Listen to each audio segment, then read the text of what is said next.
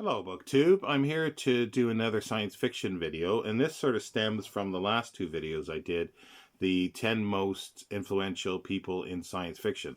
Those were inspired by an article in the summer 1984 issue of Thrust magazine Science Fiction and Review.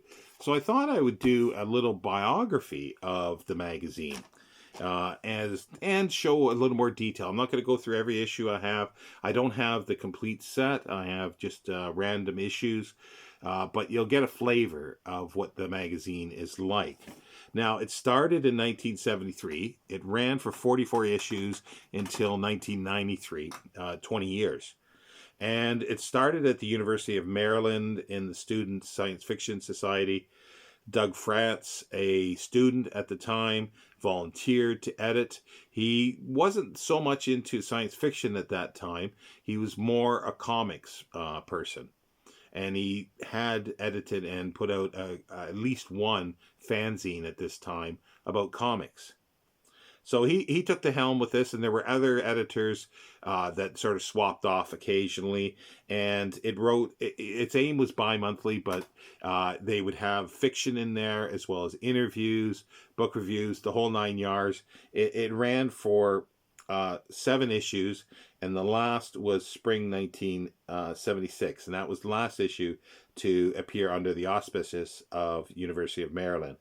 And Fratz left the university, graduated, and became a chemist, but he still had an interest. It clearly was something that it was a milestone in his life, or at least I would say, because he revived the magazine, and in spring 1977 with a number 8 issue.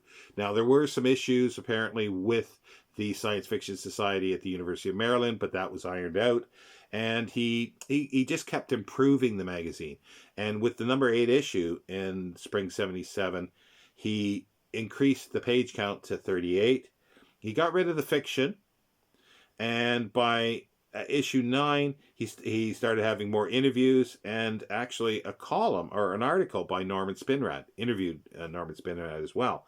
And in spring 1978, with issue number 10, he had the first slick cover. So it became a more semi-prosy and a semi-professional magazine. And by 1980, he had a paid subscription of 1,700 with a print run of approximately 2,200. Now, and at that point, he began having regular columnists by professional science fiction writers and guest columnists all the way through the run.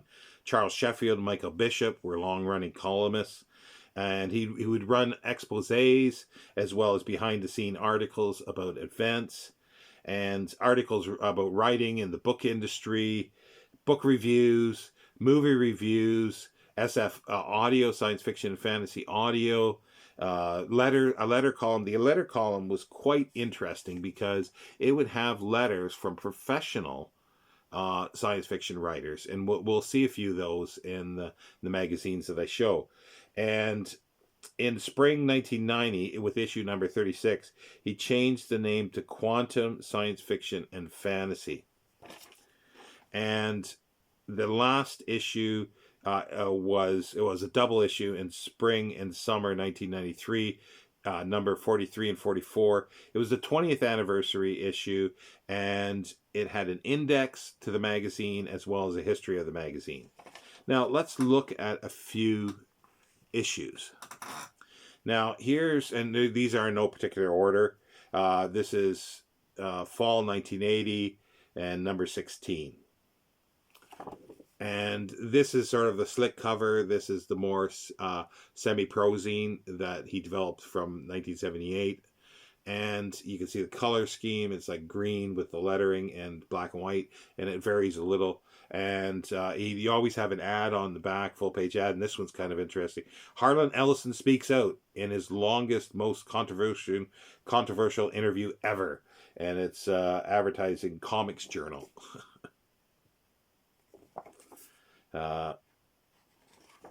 Let's see what we have for contents. We've got an interview with Joan Vinge.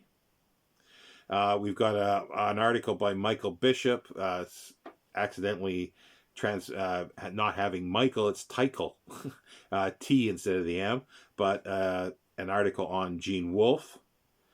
We've got an essay on Doctor Who by David Bischoff.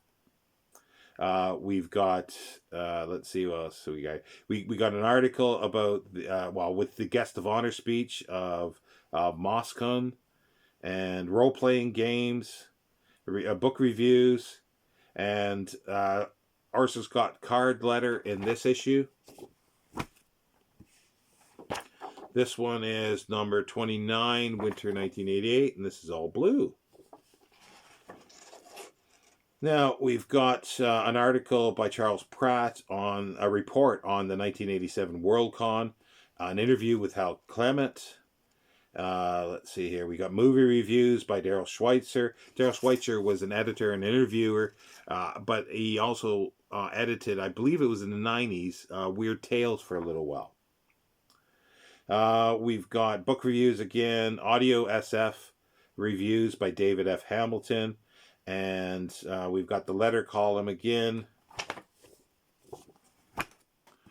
Now, we'll go through a couple more. We've got number 27, summer 1987. And this is all green, and that's your really bug-eyed monster there. Let's see here. We got an article about Pamela Sargent by Michael Bishop. We've got an article called According to Hoyle by Gregory Benford. We've got nonfiction SF books of note by the editor. Audio SF reviews again. We've got letters by Daryl Schweitzer, as well as others. Now, I'm looking for the interview with Greg Bear. Yes, I have an interview basically in every issue. So Greg Bear was in that one. Now we've got number 15, summer 1980, and this is orange and black and white. Again, as I say, book advertisements on the back. Now, we've got an article by Gardner Dozois, SF Retrospective 1979, interview with Frank Kelly Freeze. And we've got a Michael Bishop article again, an article by George Alec Effinger, Charles Sheffield article, and we got, again, board games, an article on board games, reviews again, and we've got letters from Daryl Schweitzer again and Jerry Purnell.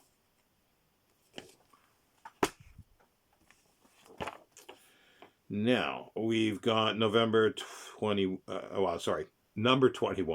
fall 1984 and winter 1985. And we've got an interview with Jack Dan, interview with Larry Niven by Daryl Schweitzer, and movie reviews by Daryl Schweitzer, and more book reviews, an article by the editor himself. He always has an editorial in every issue as well. And we've got two sort of really good authors of nonfiction in the letters column.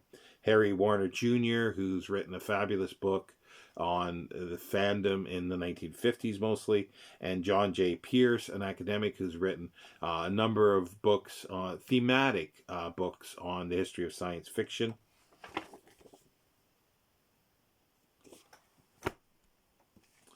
And we'll call this the last one, and this is number 22, summer 1985. And this is all black and white. You notice that the lettering corresponds with the color that's in the picture, which I think is kind of cool. Conversation interview with an author I'm not familiar, Al Sarantonio. It's hard to read. The ink is unclear on this one. We got a profile about Philip Jose Farmer. Got another article by Michael Bishop, and a book about sex, swords, and superstitions. Movie reviews again by Daryl Schweitzer. Book reviews, an interview, Alex Gillard, and articles. A letters column with Harry Warner Jr. again. So yeah, so there's Thrust Magazine, basically started out as a fanzine in 1973. Semi-Prozine, 1978, but it ran in total for 44 issues from 1973 to 1993. Is this a magazine that you're familiar with? I was familiar with it, but only recently I've been able to get physical copies to actually look at it. And if anybody has other copies of this, please contact me. I would love to have all 44 issues of Thrust Science Fiction and Review, or well, even including the Quantum Science Fiction and Fantasy Review. Thank you, BookTube. I'll be back shortly with another video.